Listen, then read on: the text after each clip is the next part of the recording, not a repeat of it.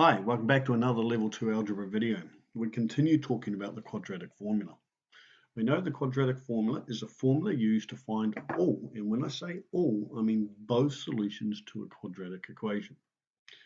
Here's the quadratic formula, and what we need to know is the values of A, B, and C.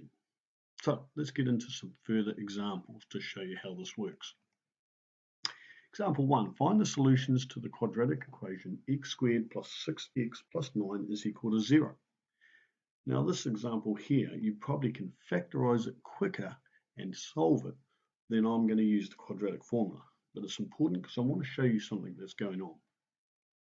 So here's the quadratic formula. X is equal to negative b plus or minus the square root of b squared minus 4 times a times c, all divided by 2 times a. Write the values of a, b, and c. Now, if there's no number out the front, we know a is 1, the value of b is positive 6, and the value of c is positive 9. So let's go. Negative 6, which is negative b, plus or minus the square root of b squared, which is 6 squared, minus 4 times a, which is 4 times 1, times c, which is times 9, all divided by 2 times a, which is 2 times 1. Right, let's turn our attention to the bit inside the square root. 6 squared minus 4 times 1 times 9 equals 0. So this bit becomes 0. So we're left with negative 6 plus or minus the square root of 0, all divided by 2.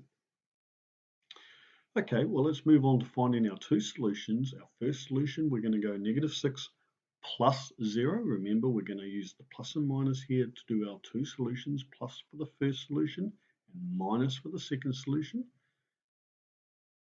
So negative 6 plus 0 all divided by 2. Well, the plus 0 and the minus 0 doesn't change the answer, because when you plus 0 or minus 0, it's not going to change. So we're just going to be left with negative 6 divided by 2 for both solutions, and both of them come out to be negative 3. So both solutions are the same. Now, I still want you to think about two solutions, but I want you to think about this being two repeated solutions. So this is an example where we have two repeated solutions. All right, let's move on to example 2. Find the solutions to the quadratic equation. 2x squared minus 5x plus 20 equals 0. Right, here's our quadratic formula. X is equal to minus b plus or minus the square root of b squared minus 4 times a times c, all divided by 2a. Right, our values of a, b, and c. A is 2, b is negative 5, and c is positive 20. Right, let's get going. So we're going to go negative b. Well, b is already negative. B is negative 5, so we're going to go negative 5. We're going to go plus or minus the square root of b squared, which is negative 5 all squared. I'm putting that inside brackets, minus 4 times a, 4 times 2, times c, times 20, all divided by 2 times a, which is 2 times 2. Right, now be careful here. A negative and subtract negative 5 makes a positive 5. So two negatives make a positive. So this here turns into positive 5. And also be careful with the bit inside the square root, because the negative 5 all squared, I really encourage you to put that in brackets. So when you go negative 5 all squared minus 4 times 2 times 20, we get negative 135.